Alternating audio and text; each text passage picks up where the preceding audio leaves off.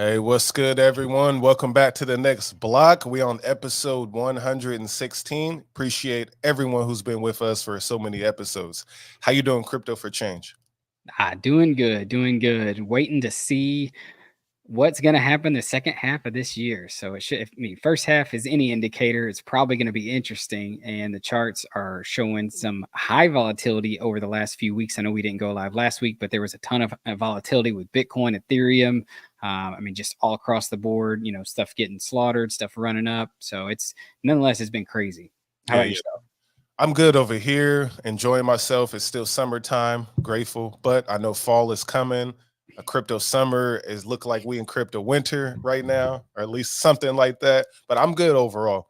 Fall's not coming for us. I just saw someone post something that was like, don't worry too much. Like spooky season's only like a few weeks away. And I'm like, nah, not when you live in Southern Florida. Like we don't get spooky season. We don't get cold, any cold weather or break from the heat until like November maybe. And even Yeah. then it's like sometimes it could even last a little bit longer. But that's the one thing I kind of hate about Florida living here, Mhm. over the past 5 years is you really don't get a like fall season. Like it just kind of Yeah. goes straight from summer to like, I guess a few weeks of like semi warm weather just to kind of, winter, which winter's not bad here. I mean, last winter was horrible, but the one before was like, or most of them are like 70s, 60s and sunny. So it's like, can't Hey, complain. It's most good. people take that weather. Yeah, Like, it's good weather for winter, but you don't get that fall. You don't get the crisp air in the morning, the walks with the leaves falling, which, mhm. some So people like it, so some people we don't. we get all of that, but depending on like how bad of a scorching summer we had or whatnot, I feel like this summer we had a few fires.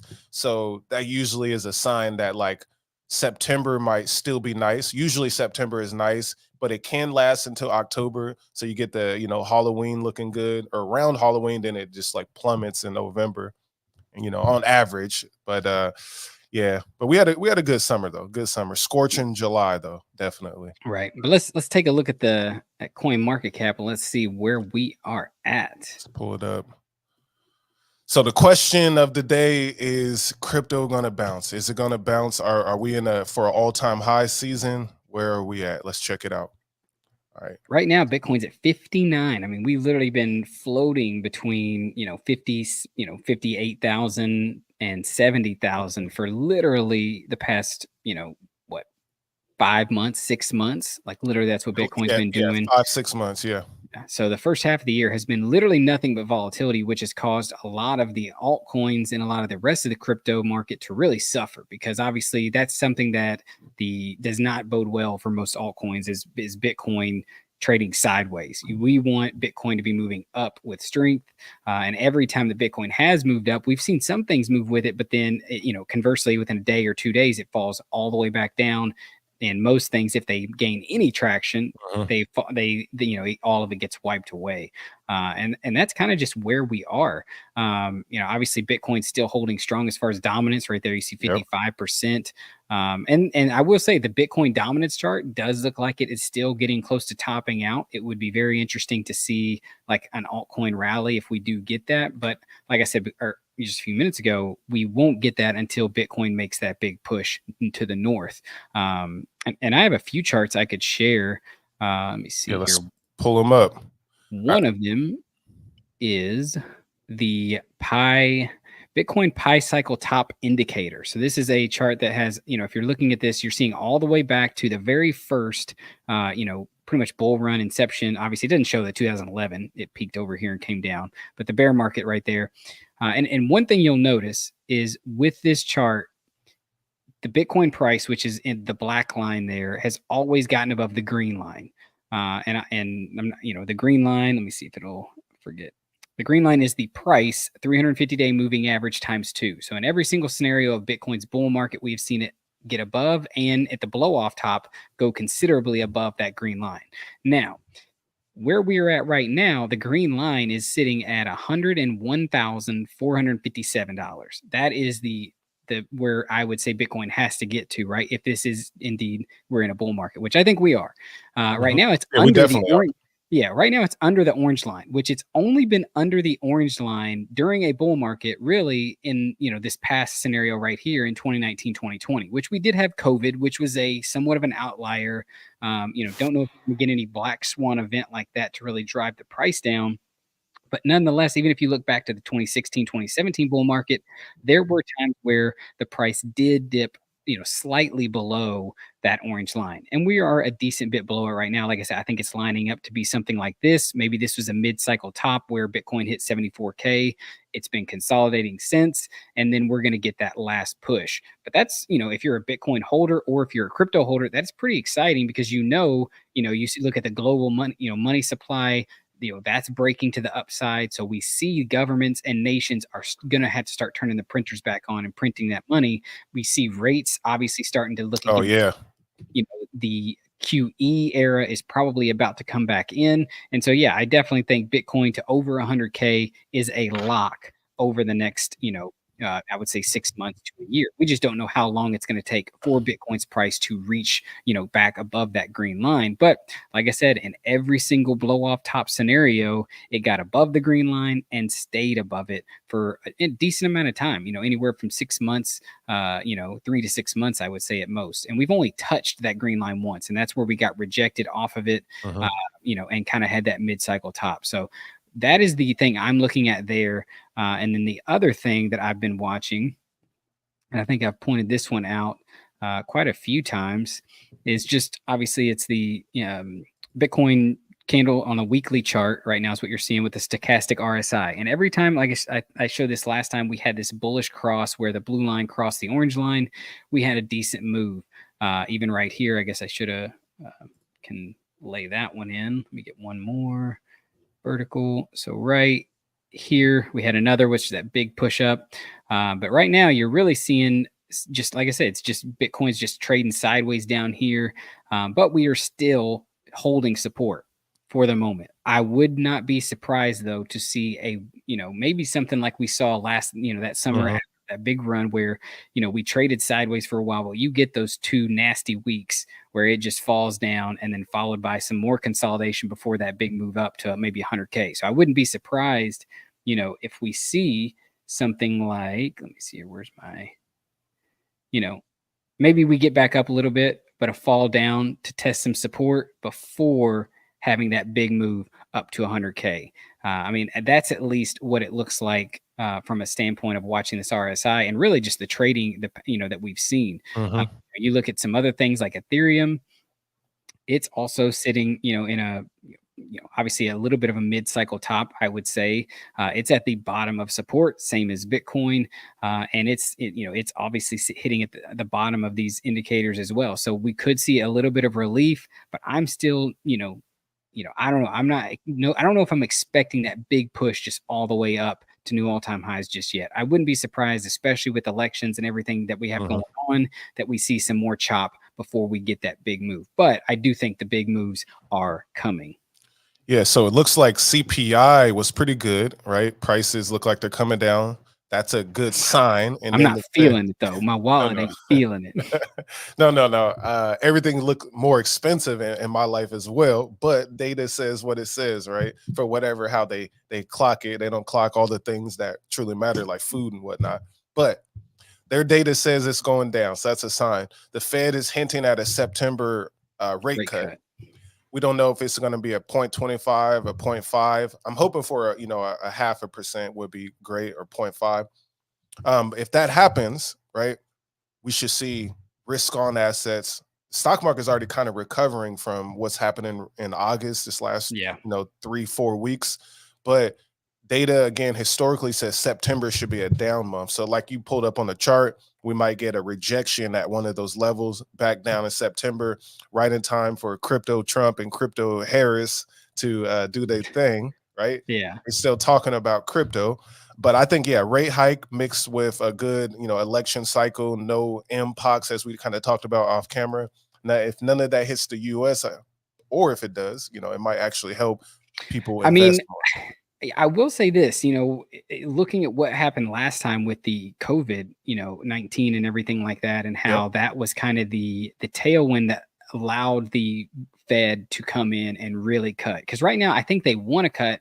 They're going Mhm. to cut slow, and it'll be interesting to see, is this going to be a slow cut environment where it takes a year and a half to really get rates back down, or do they want to get an accelerated type scenario where no, something happens so that we can, or so that they can cut everything, kind of like they did back in COVID. That's still yet to be seen. Obviously, that would send markets pretty crazy for a short period of time. Yeah. But like we saw with COVID, especially when it's those big things where the world got shut down for like, 2-3 months, it was really just an amazing opportunity to buy up anything. Like you could have took the checks you were getting Oh, from the man. government and put Yeah. that in any asset almost. That was a solid choice. Even some dumb ones like Shiba Inu or Dogecoin, and you would have made, Yeah. you would have made hundreds of thousands of dollars off of a few $1,000s. And we could be, given that opportunity again.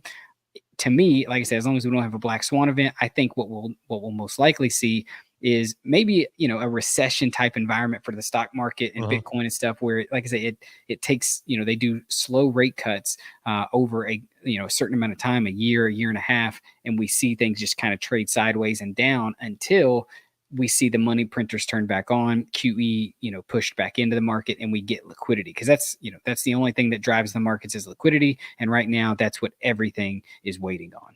Yeah, definitely. So Bitcoin past 70K, not seeing it anytime soon, but I like all the stuff we're talking about. That gives me a lot of hope, at least for Bitcoin. And if we go look at the rest of the charts here, let's see.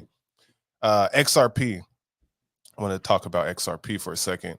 Still looking like a stable coin, right? 50, It's like we've been honestly, I saying that wish for a while. I wish Algorand could have been a stable coin and held like 60 cents or something over the past couple of That would years. have I mean, been we've that would have been literally, nice.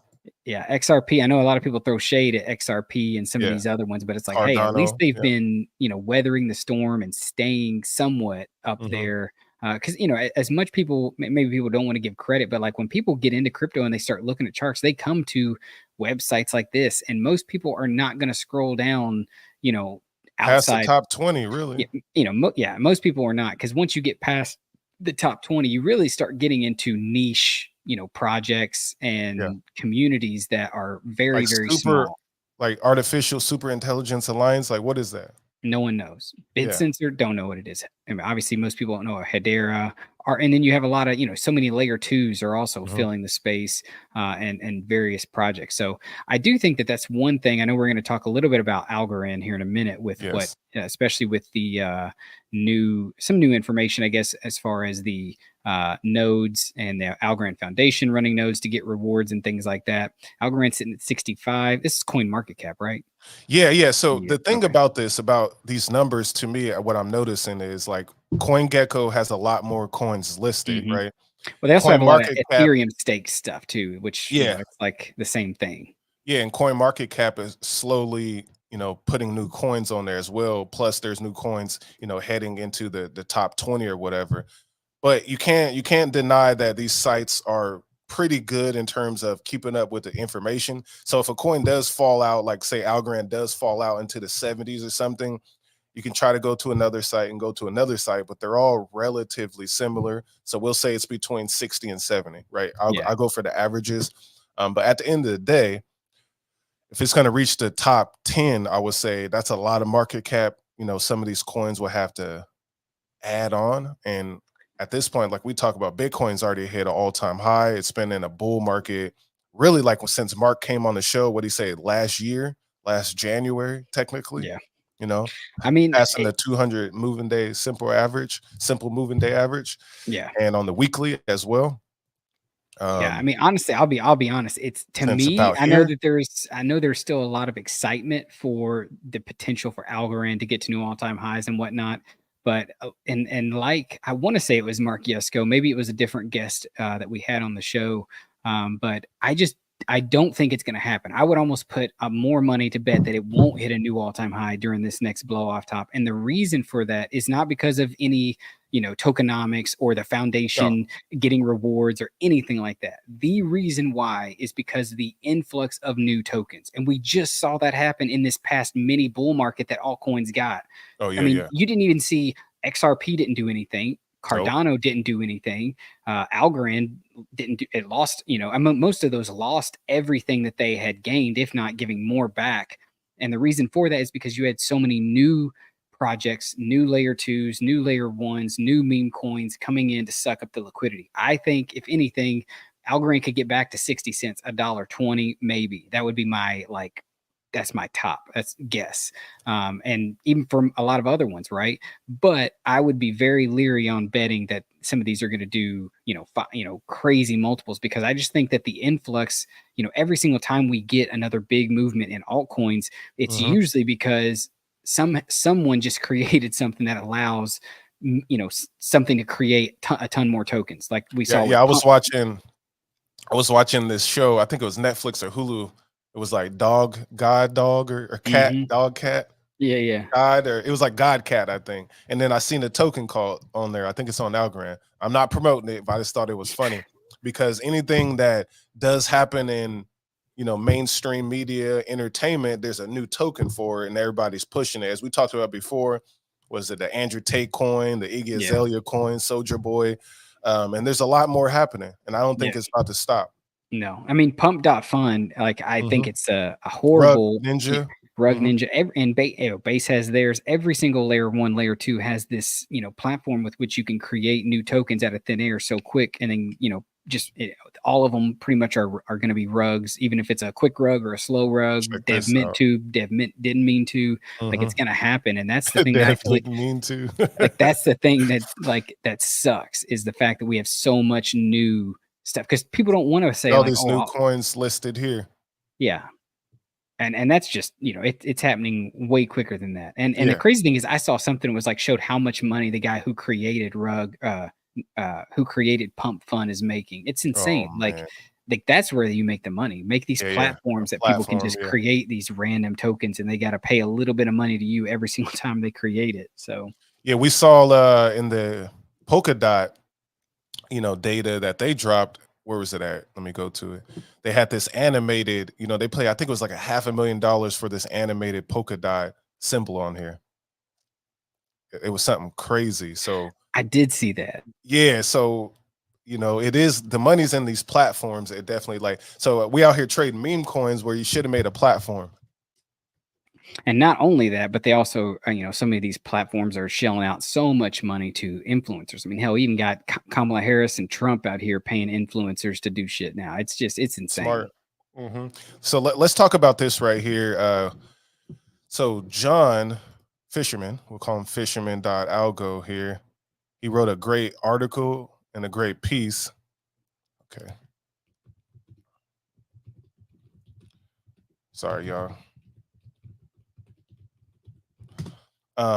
Yeah, so he read a great piece talking about decentralization or whatnot. Y'all should definitely go check it out. But something I just wanted to highlight was right here. This is always a big debate and argument on Twitter is about decentralization, right? So he's talking about, here's a short list of ways a team can retain control over a protocol while claiming it's decentralized. Control updates to node software, control the validator list, initiate influence governance proposals, hold a significant portion of stake, allocate resources, capital, or marketing, set or alter tokenomics. So definitely y'all in the comments right now, what do y'all think about this statement here? I think we see a lot of, what did you say, the guy Justin Bonds is talking about a lot of the flaws of different coins. We know Silvio's dream or Satoshi's dream was a peer-to-peer network and decentralized, but a lot of chains are claiming it and then only a few are living it. But I would say it is very hard to make this happen, because I know when you do, give away your control over something, it's a transitional period that could take a long time, right? You got to have the right people prepped, primed, and ready to actually control something. And as go ahead. I was just gonna say, and I feel like that's where Algorand has, tried to succeed, but ultimately I think it's kind of failed, because I think the push to become decentralized was a little too late. And we said that, like what we said earlier, or honestly, like 6-8 months ago, it was like, it feels like with all the changes Algorand was starting to implement, it was like their back was against the wall. They realized that they, to maybe be the ethos of crypto, or to attract users, they had to decentralize more and do these things. And now I think they're feeling the effects that they didn't start this way, which is so funny because of how Silvio intended Algorand to be. I've publicly said it many times. I feel like Silvio and the Algorand team foundation, and this is the OG team, not most of the people that we have running it now, but they got into bed with some of the worst VCs and some of the bad people who were bad actors in the space. Obviously now, they've moved on. Michael Arrington, Scaramucci, he still, flirts with Algorand, but ultimately I think he was a bad actor for it. And you had so many of those people who sucked all the money, all the value out of the ecosystem. And now you're left with a community that's kind of just like in shambles to some extent. And now anything and everything is like almost like everybody brings their pitchforks, right? I mean, that's just literally what it feels like with some of these communities. And that's also why I'm saying at the end of the day, it's going to be hard for Algorand to hit a new all-time high, because it's like, why join an angry, volatile community over here when I can join this brand new meme coin or community coin that just launched day one? Everybody's excited about possibilities. So like I say, it's going to be very interesting how Algorand navigates this. But reading through his post, the main point I think that most people got riled up about in the community was the whole fact that the foundation would be able to earn rewards based off of their nodes.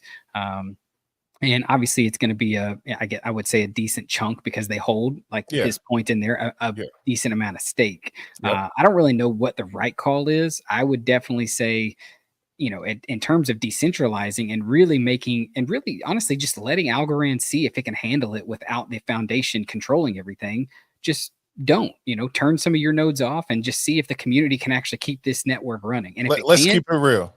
And if it can't keep it running, then it deserves to die. I mean, that's my honest opinion. Like if Algorand can't run by the people who are using the network, running nodes, because with one-click nodes and everything, it's easier than ever to run your nodes. There's tons of content out there showing people how to add their stake to their nodes and keep the network online. And if it can't survive, or if someone could attack the network and bring it down, in my opinion, it deserves to be down.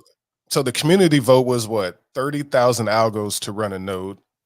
Right now, that's like 3,500. So for some people, that could be really expensive, and then to run a node, which you need a dedicated computer or software to always be on to validate these transactions. If you want to decentralize, you want people from all around the world doing it. Sometimes it comes down to, are the people ready to take over something like this? Yeah, and I don't think the Algorand community is. I feel like it seems like most people have just given up. Like, and that's the thing that sucks too. It's like, the bull market kind of, when it started and everything started moving up, and even Algorand, when it moved to 30 cents, there was some excitement. It felt like, things are clicking, that things are moving in the right direction. But it's like, if the power behind something like Algorand, excitement and the people being excited is always going to be dependent upon price of what Algo's doing, that's its kryptonite. Because the second Bitcoin shows weakness, Algorand tanks, because the VCs and the big holders sell out. And what you're left with is people who don't really give a crap about the network. They just want money. And ultimately, that's still what crypto is. I mean, I even said it yesterday, it's grifters attacking grifters attacking VC grifters. Like, that's what this space has become, and it kind of sucks. And grifters. And what's Void doing? Man, so the Void thing is funny too. I seen some conversations about that online, but like in this article here too with Fisherman, he mentions that you can just fork a chain or take the code, right? So I understand what Void's like, we'll just make our own chain. But then also, as we do know, they have the same VCs. No, they're not even creating they're literally just taking redoing Algorand. But the funny part about that whole thing, and I don't think it's going to be a success. I'd be surprised, very surprised if it is. I would be very surprised. But the funniest thing is the fact that there's nothing like, no one on their team is creating anything new. Like, they're literally just copy pasting everything the Algorand, even all the apps too. Yeah, all the engineers behind Algorand are creating, and they're just replicating it, which it's like, I don't know. It was so stupid. Like, Chris Winter, he literally like effed probably like the Algorand in so many different ways, with not only taking all the money he took and not really doing he took much a lot with of money. Yeah. but now trying to create this void thing. I don't know. It'd be very I think it's interesting. interesting too, because it's like I still don't understand if the community built it, right? I And mean, there's no VCs, but there is a VC, and no one knows the role of this VC. It gets a little, I mean, I'll be messy. honest. I've talked to people behind the scenes, not Swinner himself, so don't quote me on anything that it's And no quotes 100% here. true. But the VCs that they even have are not giving them really any money. That's what I'm saying. And the thing is, like, these blockchains take a lot of money to keep running, especially something like Algorand. I mean, you've seen Silvio that said by 70 million or something like that. yeah. So there's no way. I just can't imagine in any way, shape, or form that they're going to be able to survive, very long, Well, especially if they launch in, with the this market that's environment, not, yeah. pumping. Like maybe if they launched it in the height of the bull market when Algorand's back at $1 or something, there's energy thriving and people are excited. And you know what? Why not have a layer 2 on Algorand or some, call it that, or however you want to spin it, just a spin off of Algorand. People might throw some money at it, but right now, hell no. Like, like that's a hard pass. Like you can't even get people to buy algo. Nonetheless, yeah, I don't know. Well, so the tough part about those type of things, right? We've seen that the ecosystem has grown. Some things are merging, some things are shutting down, but overall, it's a lot larger than a few years ago when the markets were pumping like crazy. Then you got platforms like HisaabPay, TravelX are actually like using the technology for what it's for. But as we talked about before, if we're going to invest in something, HisaabPay and investing in TravelX might be the play rather than the technology that they're using. So that's always something interesting. I don't know if those companies are public enough for people to invest in or not, but Algorand does work, but so do a lot of other cryptocurrency platforms. There's like 1,000 of them that work really well. Yeah, I'm still making my biggest bets in the base ecosystem. I've got a few things I'm holding over there, a few meme tokens, a few solid dexes, and a few solid lending platforms, because ultimately BlackRock is going to use them. I think I would not be surprised if BlackRock doesn't even create their own layer 2 in the super chain and the optimism based ecosystem, stuff like that. Like it's just, to me, it's basis where it's writings at, on the I wall. think. So Yeah. that's where I'm making my bets. Obviously, after this next big bull run happens and we kind of see what survives and what doesn't, maybe then I'll reallocate funds. And if we do see something like Algorand come back to life and have a second wind, I'd always, I'm still here. I've been here, but I'm not optimistic about that. Let's just say that. Oh, let's see what and I hear you on that one. What Ludo says. To my knowledge, the Void mainnet is launching in something like 1 month, and currently testnet is like 2 times more participation nodes in Algorand. Right? Yeah. I mean, I'm not saying that they won't be able to keep the system or the network running. I'm just saying I don't think there's going to be enough liquidity and money to make it successful. Like if you look at Algorand for money, liquidity, it's dried up, it's dead. In my opinion, how are you going to incentivize people to choose something that's going to be like probably 10 times smaller in liquidity? I mean, yeah, I get it. People want to be early to something, but I don't know. You could not sell me on putting money into like anything that Void's going to create. NFTs. Yeah. Like what are people going to get excited about? DeFi on Void, NFTs on Void. Like that season's come and gone. I don't know. That would be what's interesting, everyday Algonaut, if you can answer this question here. What's the transactions like? Because I've seen some screenshots on Twitter, nothing hidden, and they're like when they're running the blocks, every 3-4 seconds there'd be like 0 transactions on there. And I could be wrong, but that's definitely what I have seen screenshots of people inside the Void community. And so I don't know. Does Algo need layer 2s? Answer is no. Algorand needs liquidity. It doesn't need a layer 2 in my opinion either. I think Algorand works fine. It works fine. Algorand, that's what I'm saying. Algorand works fine. It just needs money. It needs users. And that's what I'm saying with this whole decentralization thing. If Algorand is meant to continue on, it should be able to do so without the foundation, right? They should be able to step out and let the community run it. Like a Void is trying to do. Wait, I just saw that again with John. What you mean, Biden supporters? I'll say you silly for this, because if you say Biden supporters, right, which is Democrats, Republicans on the other side, that's half the country. Like, come on now. Like, you can't say Democratic supporters. And I'm not saying I'm all for that. It was all because The what's her Biden. name? Hillary Clinton jumped on Algorand. That's the reason why we're screwed. Yeah. And then we just had what's it called? The Trump supporters were in office the last 4 years, and that thing ain't went, Like I would say this, if you're hoping that whatever political side wins is going to pump your bags again, you're watching the wrong channel. Change the channel. Don't be watching that. Watch what the big money. Watch where the liquidity's at, because wherever the liquidity's going, it's gonna be there. Like, and that's what I'm saying. Base, it's an easy thing. Like Coinbase is not gonna fail. Like BlackRock is not gonna let Coinbase fail. Yeah. Like, and so I would say be aligned with things that are working with. Now I will say USDC did get accepted with, or USDCA is now accepted with Coinbase. So there are things that it could do, but I don't know.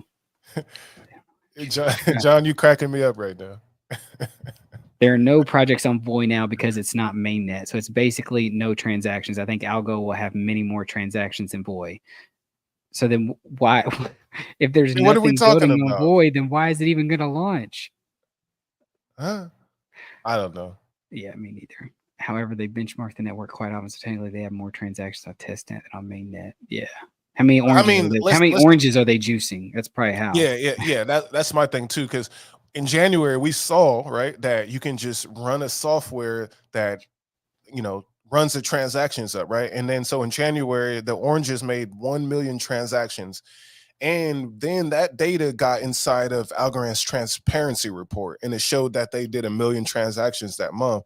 And then if you compare it with people say Solana, those weren't real transactions on Solana. What was the oranges? Because to me, oranges were just fees being, or what's it called? Transaction fees being sent around over and over. So I'm not sure. Yeah, numbers. What's his name? Sean Ford said that numbers can be manipulated, right? And he's deep in the game. We've definitely seen that across the board. And this is on, to me, it's just Solana to Algorand and everything in between. Yeah, to me, it's just the spot we're at in the market right now. Where we're at with crypto is, there's so many, you call them ghost chains, dead chains, whatever. Lexar is nice. I like that one.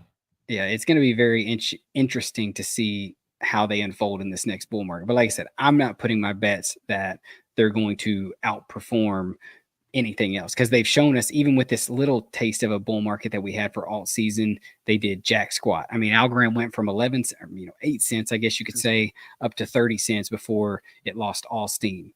And so I don't know, I'd be very surprised. Yeah. With that being said, that's not all I got. Yeah, we appreciate everyone from joining us and chatting on the show. Peace and love. We will see you on the next episode in about a week or so. Y'all have a good one. Anything else for you? Nope, that is it. My son is waking up, so I'm about to go to the beach. All right. Peace, y'all. And check out this last ad before you go. We'll see you next week.